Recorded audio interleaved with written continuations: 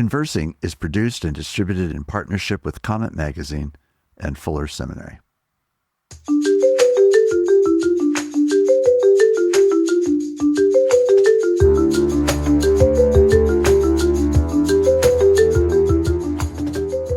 I'm Mark Labberton. Welcome to Conversing.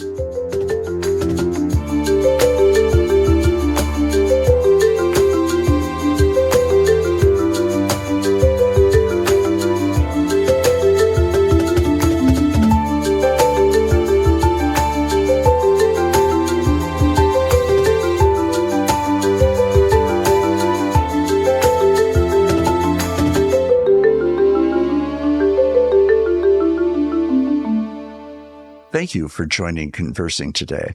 We have the great privilege and joy of welcoming Dr. Brian Patrick Green as our guest on Conversing.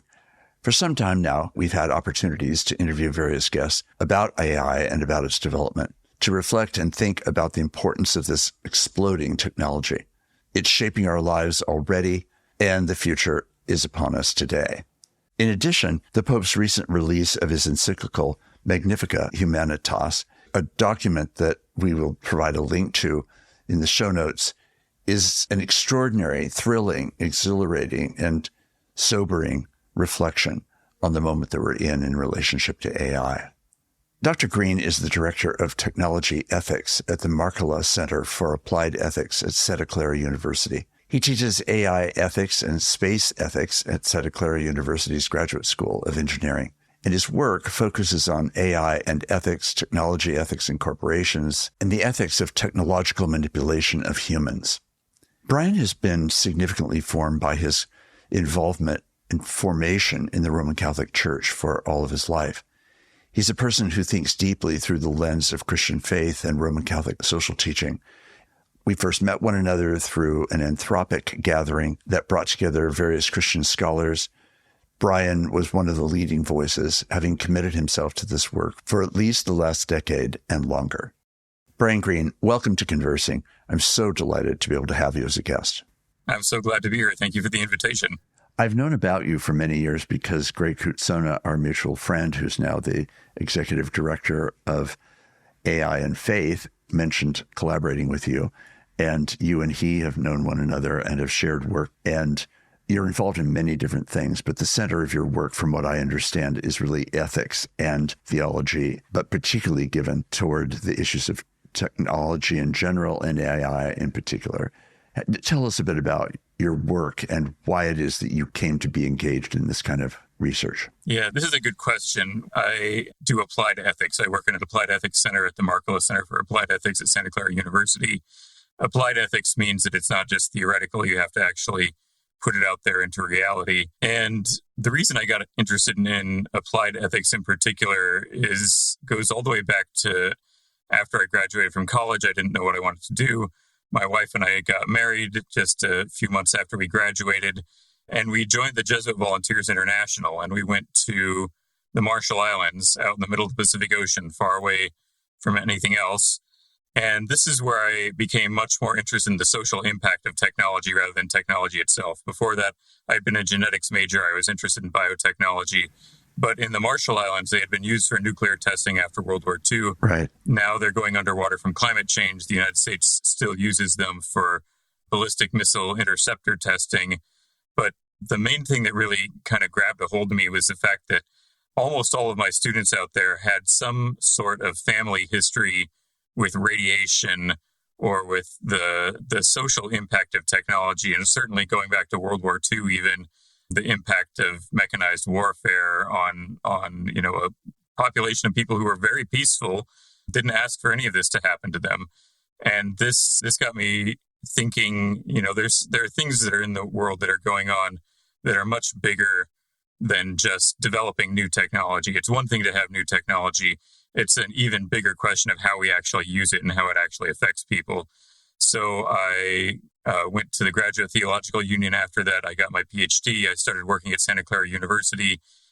During the end of my PhD, I started working in the engineering school there, teaching ethics to engineers, and discovered that I really I felt like I was doing the right thing, I guess might be the way to describe it. So And it's just built up from there. I started working more on AI in around 2016 or so. And it's just been more and more AI every day since then. Right, right. Let's add one further layer a little more deeply, and that is your Roman Catholic faith. One of the things that I think about in this whole discussion that we're about to have about AI is really the center of Roman Catholic theology. And as a Protestant, at least I would say the center of Roman Catholic theology is the Eucharist.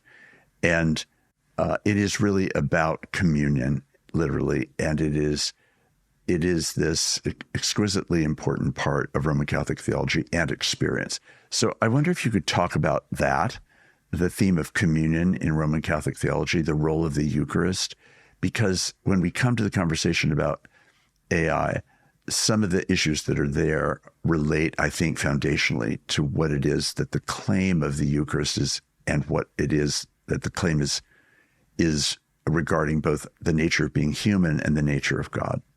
Yeah, this is a great and really difficult question.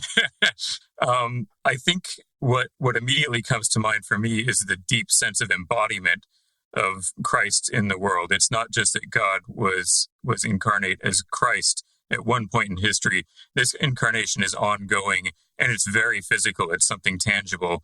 And I think that this understanding of the incarnation is something that we can look at and think to ourselves, wow, there's actually something really precious, something really important about the material nature of the universe.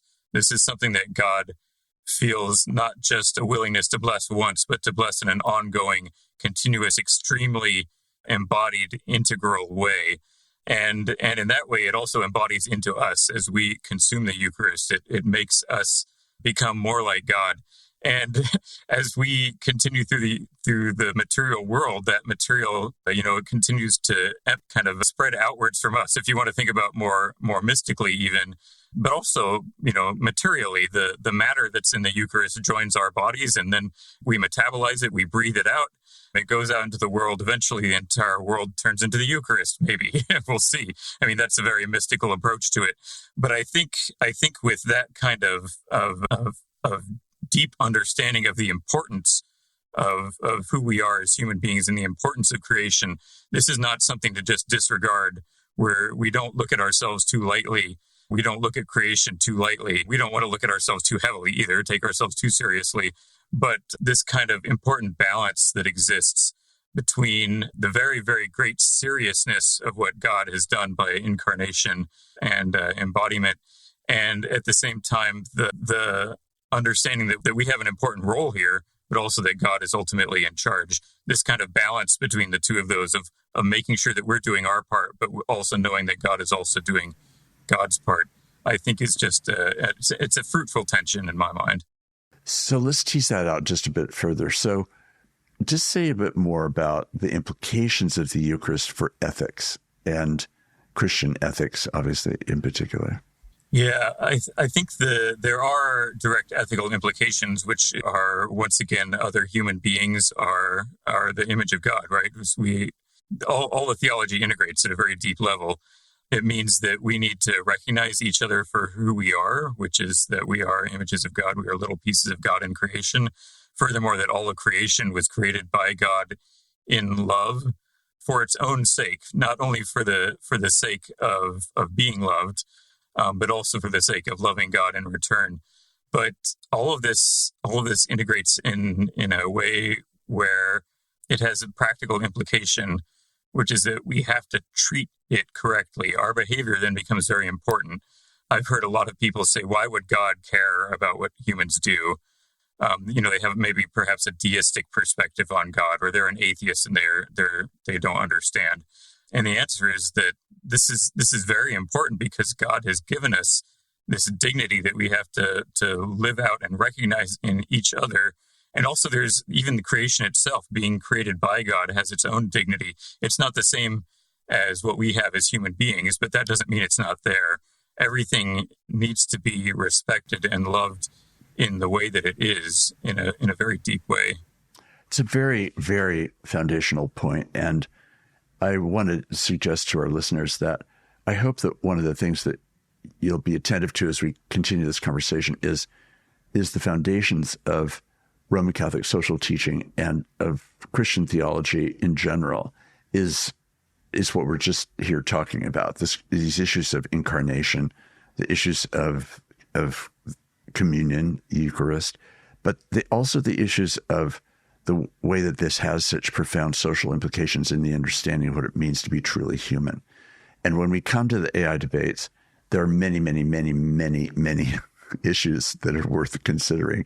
But this is the anchor, it seems to me, from a Christian analysis then of almost anything, but certainly a Christian analysis of AI and its appearance as well as its activities of various kinds. Brian, I had the opportunity to start reading a really very fascinating book that you helped write that was entitled Encountering Artificial Intelligence, Ethical and Anthropological Investigations. It was a collection of Roman Catholic scholars who were working on the issues of the technology or technocratic paradigm, as it was called in this document, and then contrasting that with the way that we understand human existence and meaning and life from a theological point of view. I wonder if you could read a section that I've given you to use it as a way of framing what we are going to go on and talk about. Sure. The technocratic paradigm thus involves a double distortion. First, of the human person as reducible to an agent of interventions by which to manipulate life's material conditions. And second, of the world, including the persons within it, as reducible to a field of raw material to be mastered and manipulated by means of technology. Against such reductions, the Pope urges that we cultivate a culture of encounter, a culture that seeks the contact of mind with mind and heart with heart in a relational sharing of life that embraces the most vulnerable. That's a dense paragraph to listen to, I'm sure, for those who are listening. But I want to underscore again just the framing of it. So on the one hand is the technocratic paradigm, and that's defined through the lenses of all that causes technology to see us as material that has function and purpose through the lens of productivity. But it's contrasted with what the Pope is calling a culture of encounter, which is this culture that we, in fact, we're just talking about, a culture that emerges out of the incarnation, out of the Eucharist, etc., a culture that seeks the contact of mind with mind and heart with heart in a relational sharing of life, and goes on to say, and that embraces the most vulnerable. It's that collection of ideas in this paragraph that I would just really want us to dwell on for just a minute, because it helps lift up, especially from a Roman Catholic point of view, but a Christian point of view as well, some really fundamental distinctions that I think are critical to being able to come to the issues that AI raises in a way that feels as though it's being anchored somewhere, as we've been talking about. So first talk a little bit, Brian, from your point of view about the goodness, but also the challenges of the technocratic paradigm. Yeah, the technocratic paradigm can be thought of as a worldview which fundamentally reduces the material world to economic value or raw material. You see other human beings not as people to relate to, but as cogs in a machine, or as people to be exploited, sources of wealth, sources of labor. And you see the material world around you. You see a beautiful forest, and you don't see the birds and the animals or the plants or something like that. You just see board feet of lumber, or you look at the ground and you don't see a beautiful stone. You see that's ore for a certain material. It's a kind of desacralization of the world, if you want to think about it that way. There's a wonderful quote from Wendell Berry who says, "There are no unsacred places. There are only sacred places and desecrated places." And I think that this idea of the technocratic paradigm is a view of the world as not having any sacredness to it, but in fact, it's a desecrating worldview. It looks at the world, which is a sacred place created by God and full of other human beings who are all made in the image and likeness of God, and it looks at the raw material of the world and says, "There's nothing sacred here. We can do whatever we want to it. We can, chew people up and spit them out. We can have wars where we just kill people. all these sorts of, all the kind of the worst things in the world that we see, we can see kind of the technocratic understanding behind that, which is that, Russia's 4 times the size of Ukraine, so they can afford to lose 4 times the number of people in a war or something like that. Right. That reduction of the sacredness of human life to mere numbers is kind of this kind of core of the technocratic paradigm. And in the economic and technological context, it gets down to just turning people into data, turning people into units of exploitation. Right. So let's go back to the Marshall Islands. Is the technocratic paradigm what really pillaged the Marshall Islands in the way you were describing? How would you say yes or no? How do you sort that out? Yeah, that's a good connection. Thanks for making it. What I would say is that the technocratic paradigm certainly was there in notions of colonialism. The Marshall Islands were considered to be a colony of Spain, although the Spanish hardly did anything with it. Then they were a colony of Germany and then Japan, after various wars. And then during World War II, they were certainly exploited as raw material by the Japanese. And then the United States took them over and exploited the islands and the people again as raw material, as this is a place far enough away where we can actually test our biggest nuclear weapons, which has left 10% of their country essentially uninhabitable. You can go visit there, but you can't eat the food. You can't live there in a safe way. And so this kind of technocratic understanding of this view of creation is something that we can just do things to, and that it's fundamentally a usurpation of God's role in the world, right? It's taking the world, which is God's creation, and saying, this is ours, we can do whatever we want to. We can blow it up, we can make entire islands disappear, we can kill people, and we can study them. We'll say, oh, look, radiation fallout does this to people. Now, the United States was certainly better than some other places in the world when it came to nuclear testing, but we're certainly not above reproach when it comes to ultimately the damage that's done by these things. Right. So let's choose 2 other topics that this relates to. One would be technocratic approaches to immigration issues and technocratic approaches to war. So how are technocratic approaches to immigration evident, would you say? Yeah, I mean, it's actually evident on both sides. There's some people who say, we want immigrants to come to our country because we want them to work. They're units of production. They will pick our crops for us, which is something that Americans don't want to do. They'll do other sorts of jobs that we don't want to do. So we'll let them in so they can work and add to our economy. That's a fundamentally technocratic understanding of immigration. On the other side of getting them out of our country, then there's this equally technocratic approach, which is that it's all numbers. It's like there's X million people in our country. We've decided they don't belong here, so we get them out. And once we do that, then everything will be fine. We've reduced human beings who have stories and lives and relationships, and we've turned them into something that has no connection to the fundamental deep reality and creation and community that we're all embedded in. And sort of that double reduction on either side is, we want to resist that. We want to get completely outside that paradigm and say, what is actually best for human beings here? Right. How do we make sure that people are flourishing? Is there a way that we can make sure that people are achieving what God wants for all of us in a way that we're not viewing each other in this very reductionist or technocratic way? Right.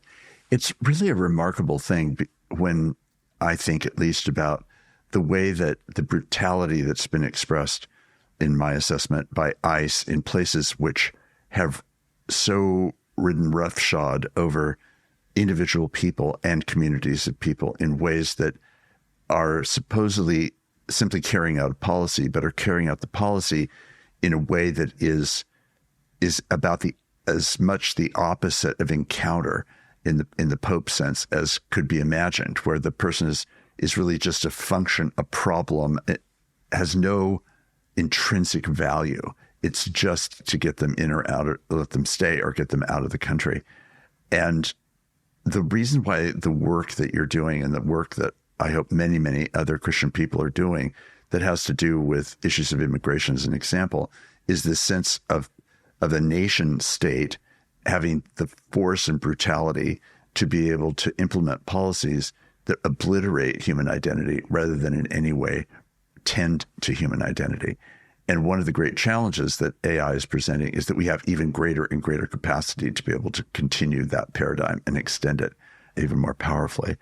I know that you've done significant work on just war theory in relationship to the place of AI as part of the technocratic paradigm.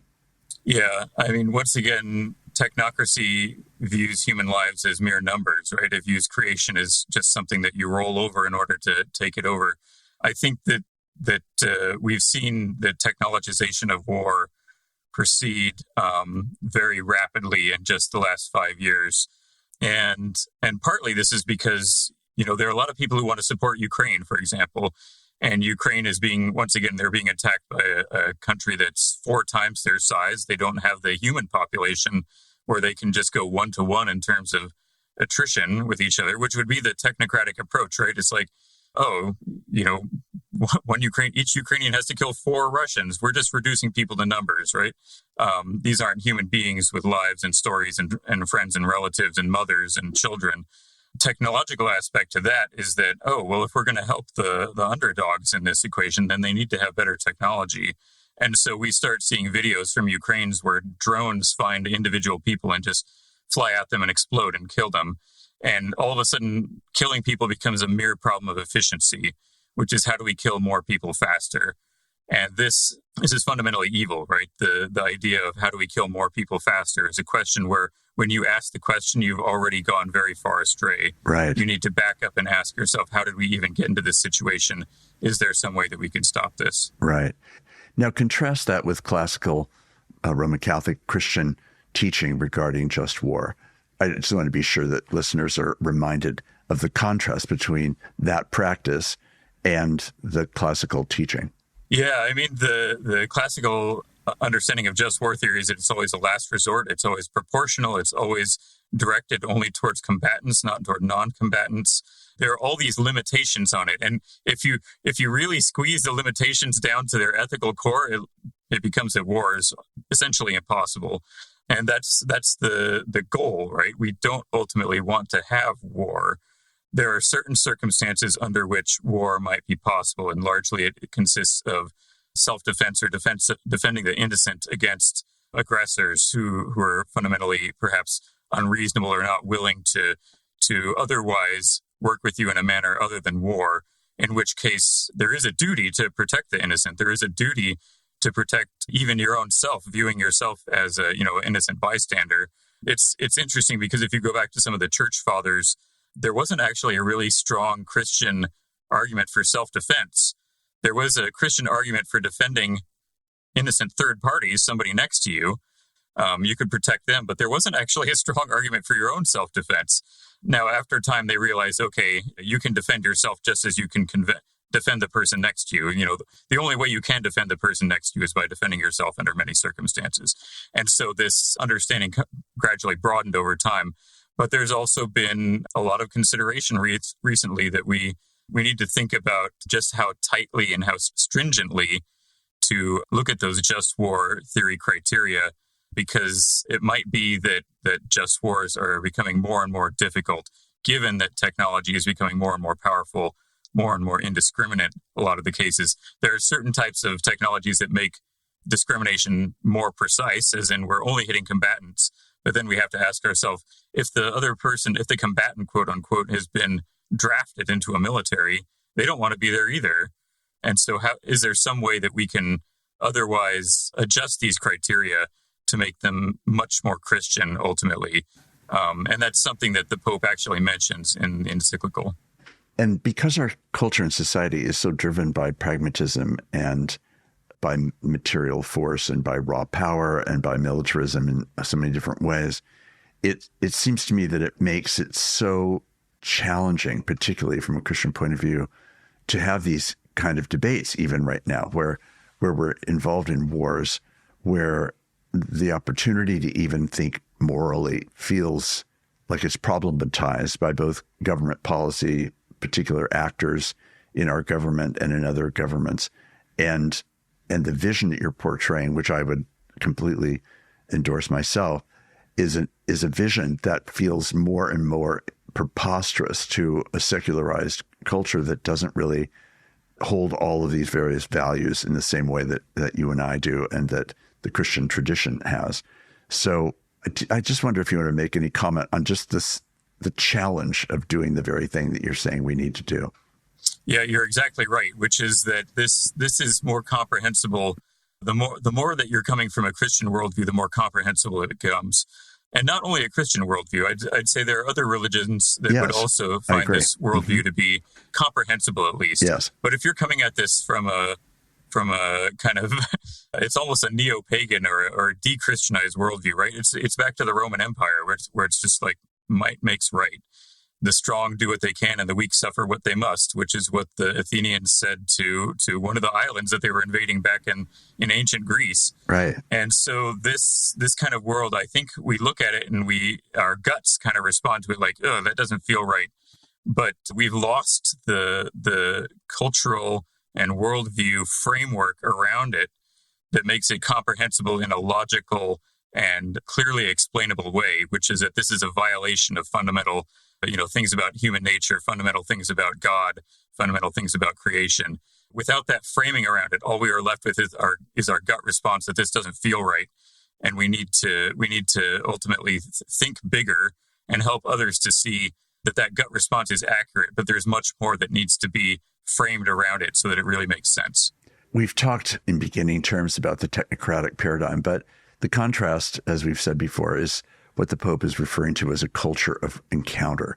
And the statement says a culture that seeks the contact of mind with mind and heart with heart in a relational sharing of life that embraces the most vulnerable. Unpack that for us and help us understand what this culture of encounter that the Pope is referring to is about. Yeah, this culture of encounter it's one of my favorite things from Pope Francis. Pope Francis said a lot of things that I really appreciated.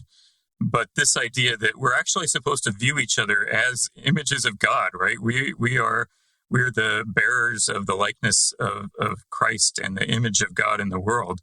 If we take that seriously, it completely transforms the way that we have to look at each other. If we look at every other human being and we say, this is an image of God in front of me, this is a person who is loved by God just as much as I am, just as much as anyone else in the world, that really transforms our way of viewing each other. That's a very difficult thing to do. It's not easy. It requires an orientation of the mind in such a way where we really have to work hard. It's a constant act of the will to look at each other in that way. The Apostle Paul says in Romans 12 that we are to look at one another with a transformed mind, that we might be transformed by the renewing of our mind. And part of the reason for the need for the renewing of our mind is precisely for this kind of moral, ethical, spiritual action that you've just described. It's all part of this culture of encounter. And I find this distillation in this one paragraph that you just read to be extremely important. I want to move on to the encyclical that is written by Pope Leo and all of those who are advising him. I have read this encyclical a couple of times and found it incredibly inspiring and encouraging and challenging and beautiful. It feels like, to me, it's felt like a moral bath in a very troubled time. It's felt like this is what a sacred understanding of the world actually looks like. Tell me your own response to the encyclical, and then we'll get into some wider opinions. Yeah, I have to say, when I heard it was being written, I was very excited about it. I in my own mind, I always was kind of reducing it, like, oh, it can't really be about AI, or it's I was trying to reduce my expectations because I had no idea what was going to happen. When I finally read it and I said, wow, this is much better than I was expecting. I mean, even if I had high expectations for it, I think it exceeded my highest expectations of what it could have been. There is so much in there. It's 42,000 words. It's a lot of words, but even for 42,000 words, it's incredibly dense. It's hard to get all the information out of it. So, for example, just reading one paragraph, and there's things to really sit there and ponder. It covers everything, almost everything from A to Z, right? From Eden to Revelation. It's just a really expansive document and a really deep meditation on the role of technology in our world. Why is it that humans have technology? What is technology for? What are we doing with it? What kind of world should we be building? Give people the general arc of the argument that's being made in the encyclical. Sure. So the very first sentence is a choice that's presented. We can either create the Tower of Babel, or we can create the walls of the New Jerusalem. We can rebuild the walls of the New Jerusalem. The Babel project is this monolithic, monotone, monoculture, which is ultimately going to wrap everything up into one big totalitarian hug, if you want to think about it that way, where we'll never get out of it. It's the cage that closes in, and eventually you become the cage. We become our own cage. And so the opposite of that, this conception of the New Jerusalem as it's being rebuilt by Nehemiah when Nehemiah returns from Babylon, from Persia. Nehemiah returns to Jerusalem, and the walls have been torn down, and they have to rebuild it. And he has to figure out how to do that. And so he talks to everybody in town, and he says, "How do we put this back together?" And collectively, cooperatively, they figure out how to make it happen. And this much more diverse, much more synodal understanding of how to put things together. By synodal means talking to each other, right? How do we actually converse and make this thing happen that we need to do? Is the view that Pope Leo wants to put forward over the arc of the encyclical. It's once again 42,000 words. That was just the first sentence, right? He gets into this in a little more depth, but there's a chapter talking about the history of Roman Catholic social teaching as fundamentally kind of a response to technology, which is, I read that and I said, yes, thank you. This is wonderful. I'm so glad somebody finally wrote this. Then it gets into some of the more specific things about it, like what are 5 principles that we can look at? We can look at, first of all, the foundation, which is human dignity. Then there's the common good, the universal destination of goods, the notions of subsidiarity, which means local decision-making, solidarity, which is I like to think of solidarity as being voluntary fraternity. How do we really look at each other as brothers, and what does that mean? And then ultimately, the last one on there is social justice. How do we build the institutions necessary to make all this real in life? Chapter 3 is looking at the technology itself with AI, and it's a really interesting chapter. There are 2 paragraphs in there that are in very great tension with each other. Paragraphs 98 and 99. Paragraph 98 says AI is changing really fast, and we don't really understand it very well. And then the next paragraph 99 says, but AI is not this, and it's not that, and it's not that, and it's not that. So you can either, some people have looked at that and said, oh, this looks like a contradiction. It looks like 2 different people wrote that, or it looks like something's what's going on here. I like to look at that as just a tension, right? This is a tension in the document, but it's a fruitful tension. On one side, there's the unknown and this rapid change, and on the other side is this: what philosophically or more eternally are we dealing with here? What's solid in the midst of all that changes? Goes on to chapters 4 and 5. The Pope gets into more details about particular ethical issues related to technology, and then what our response can be. Chapter 5 is about the culture of power and the civilization of love. How do we have these 2 contrasting things with each other, one of which is obsessed with power and aggression and the technocratic paradigm and all those things we've been talking about, and the other is, how do we build a civilization of love? If you want to go back to St. Augustine, it would be the city of God. How do we build the city of God here? What does it mean for us to be participants or members of that city? And I think, altogether, there's just so much to read. You can almost skip to any paragraph in there and say, well, what does this section say? What does it say over here? And each little piece will give you something important. But when it's all rolled up together, it becomes kind of this comprehensive worldview, which is, I think it's very attractive. There are a lot of people in the tech industry and in other places who have read this and said, I'm not Christian, I'm not a member of this worldview, but I read this and I say, wow, this is something that really speaks to my heart and is something really important to have set in the world.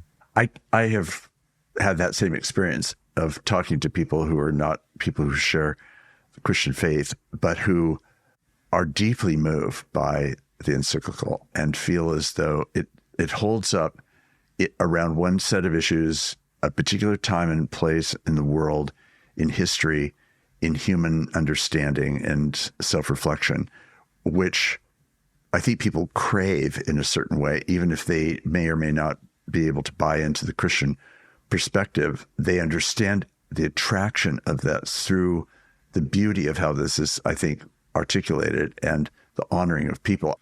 So now that the encyclical has been out for a few months, what are you finding is its impact?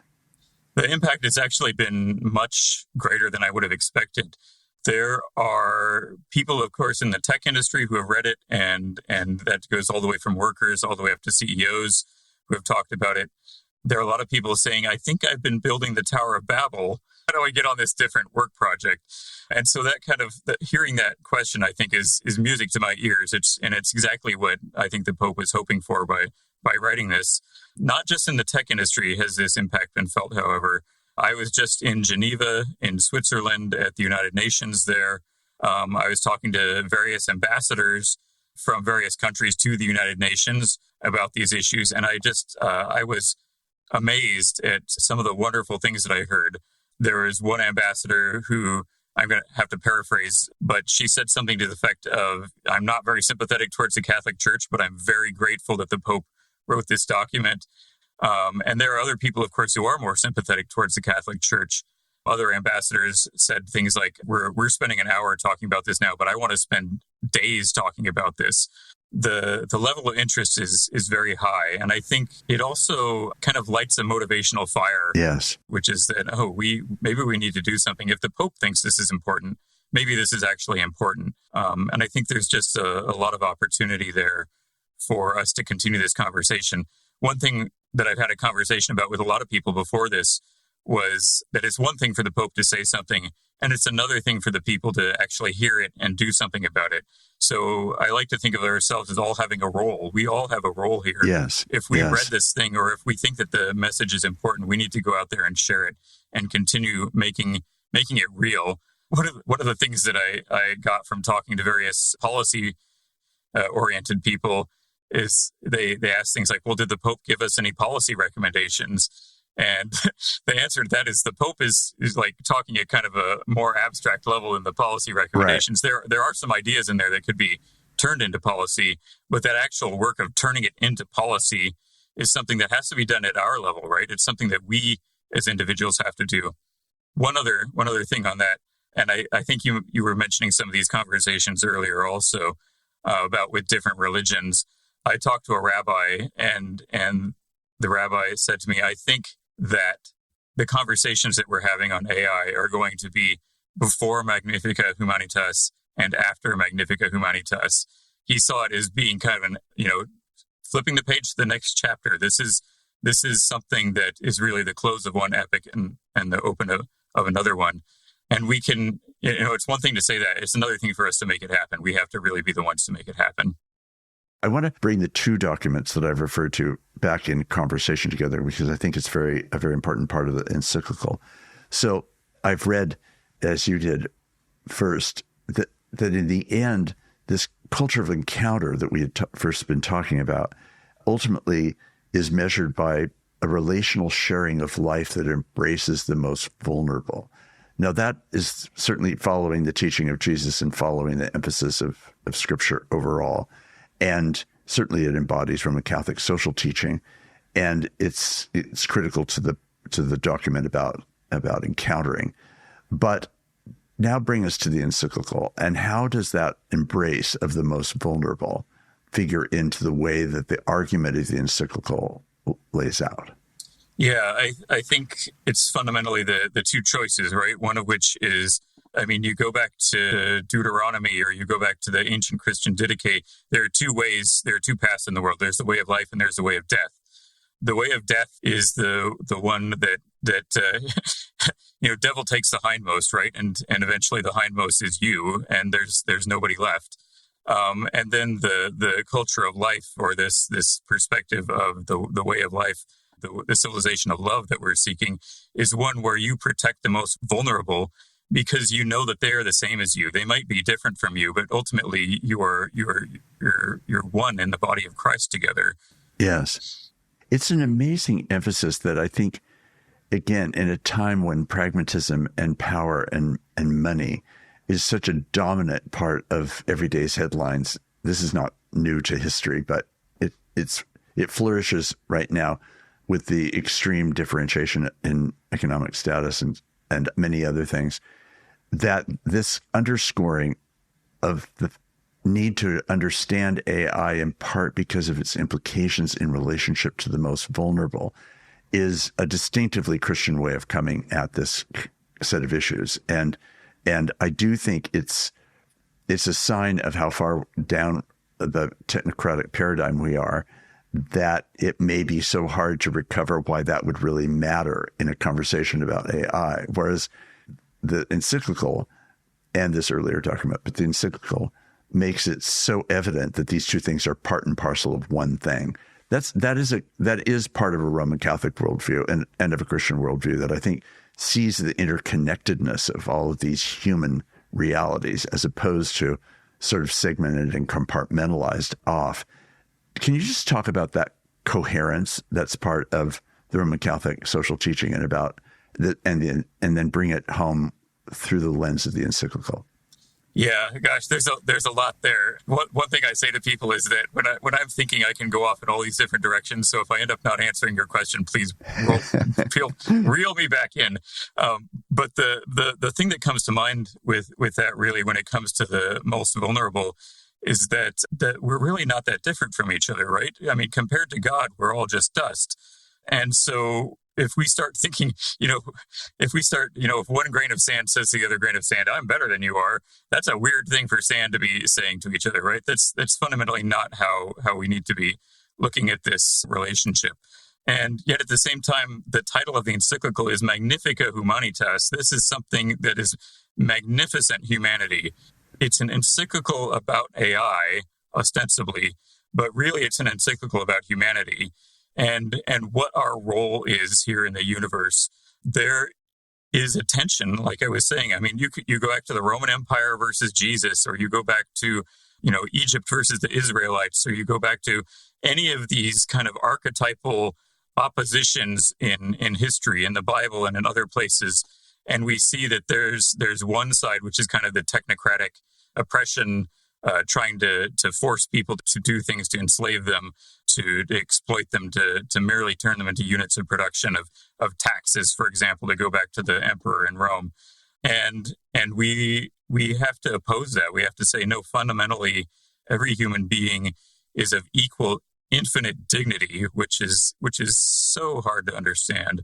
And if we start to reduce each other to this economic perspective or mere exploitative or power perspective, we've gone very far away from what Jesus wants for us. This is it's sacrificial love.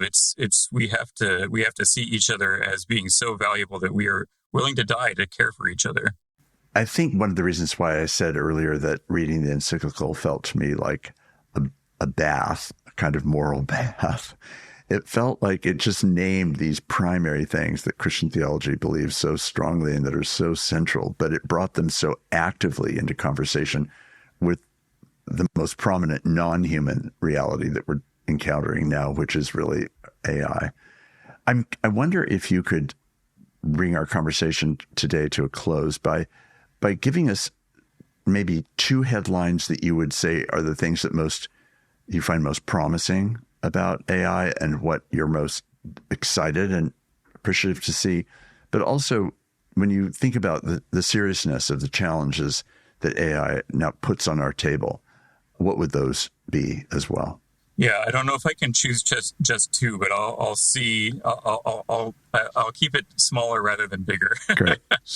I think that the opportunities with medical intervention are very clear uses of AI, and that there's just too much data. Humans can't sift all of it, but AI is very good at sifting data. There are a lot of opportunities when it comes to finding places where injustice has been hiding that we haven't noticed before. So, for example, a lot of people have talked about machine bias and algorithmic bias, and all those things are real and they are real problems. But AI is also very good at finding those biases in the first place and then figuring out perhaps methods of how to de-bias that data. We had a professor on campus who let his students go on a database of I think it was 100,000 small business loans. And he said, find the bias in the data. And they found very strong biases in the data, which is that if you were white, you had a 10% greater likelihood of getting a home or a small business loan than if you were black. And if you were a man, you were 10% more likely than if you were a woman. And so they found these biases and they presented them to the class as part of their class project. And then he said, now figure out a way to make the bias go away. And they said, oh, what does that mean? And the thing is that if you can figure out what the bias is, you can then say, okay, we're going to give everybody who should have gotten, the 10%, we can give that to them. Or we can bring everyone, draw them to a midpoint, or whatever fairness means in that context. And it's very difficult to actually define fairness in a lot of these ways because it is very sensitive to the context. So this debiasing opportunity, I think also, and I also mentioned healthcare. I think the environmental opportunities are really fantastic too. Every day there are 2 companies that scan the entire Earth's land surface. So the satellites just go around the Earth, and the Earth rotates under the satellite, and they just look at everything. All the land surface gets uploaded. It gets taken a picture of and downloaded, and it's vastly too much data for humans to look at. If every human being on the world was looking at this data, trying to analyze it, we could not do it. What they have instead is they have an AI do it, and they've literally classified everything on the face of the Earth that can be visible from space. Like, here's an airplane, here's a car, here's a truck, here's a building, all those things down to as much detail as they want to go to.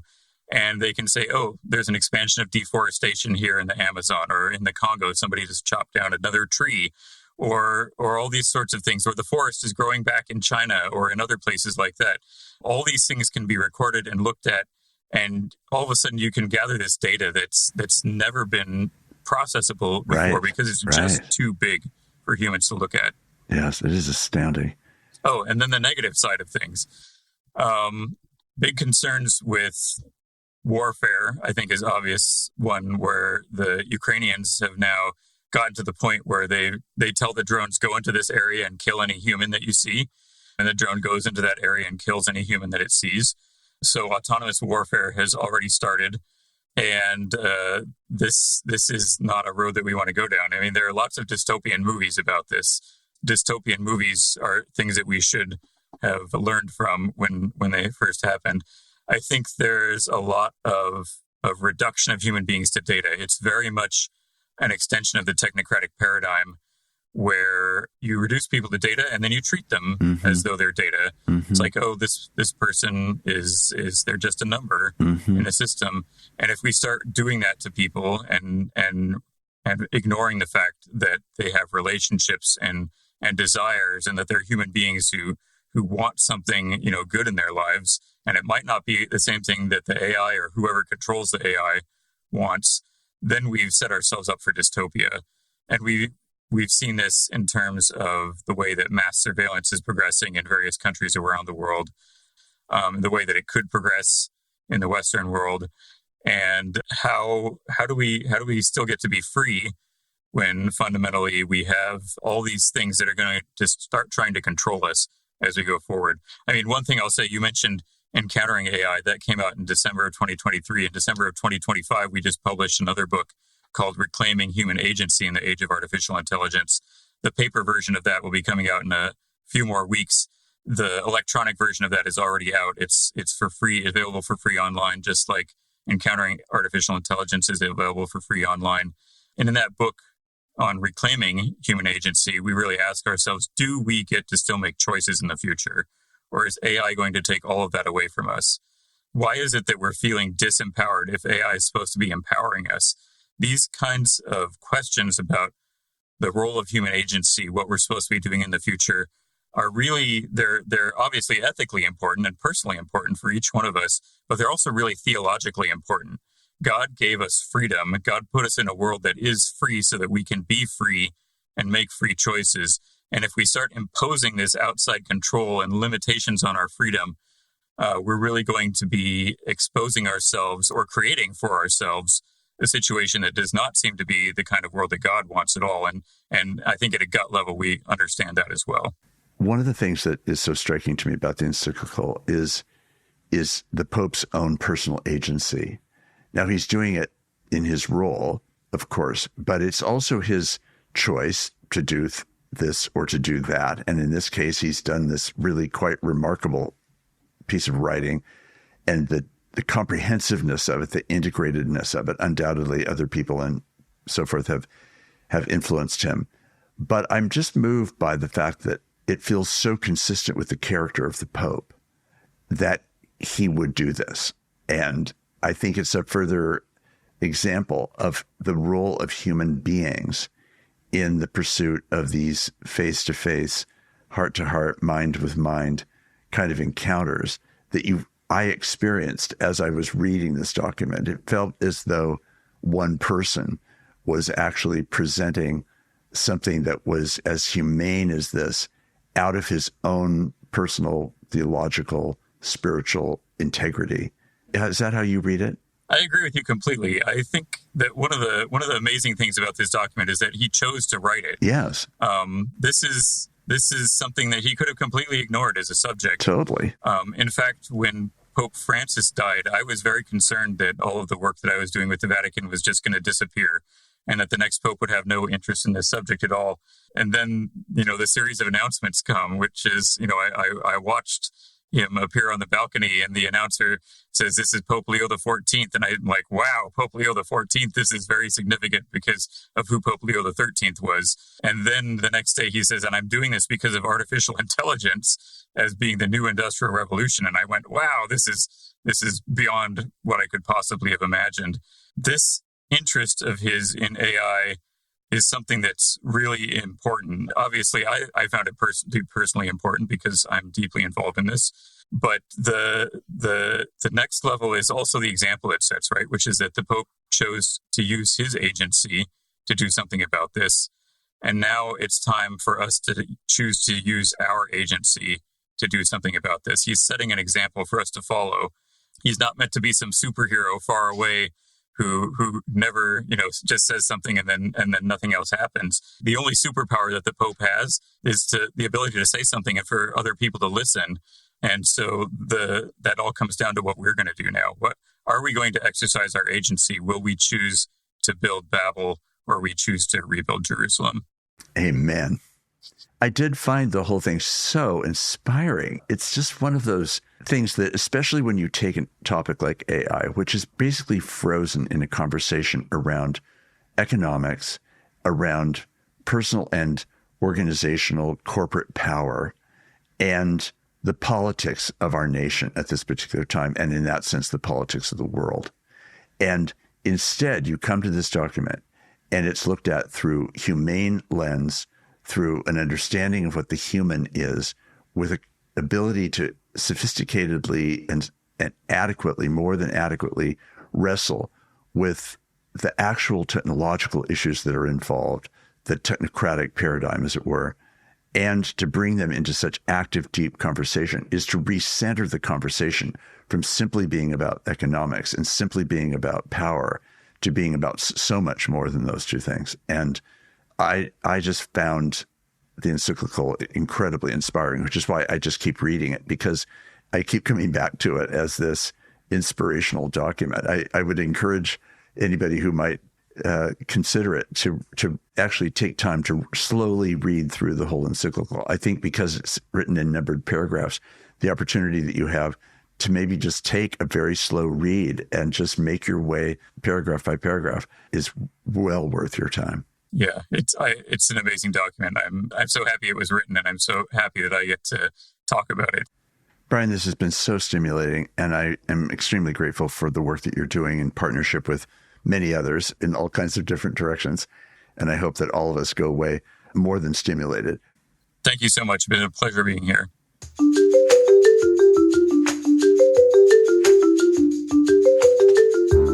Conversing is produced and distributed in partnership with Comment Magazine and Fuller Seminary. Peter Labberton is our engineer and editor. Evan Rosa is our producer. For more information about Comment Magazine, visit comment.org, where you can subscribe, read the current magazine issue, and browse their archive. Fuller Seminary is an evangelical, multi-denominational graduate institution committed to providing indispensable formational education for diverse Christian leaders everywhere. For information, visit fuller.edu. I'm your host, Mark Labberton. Thanks for listening with me.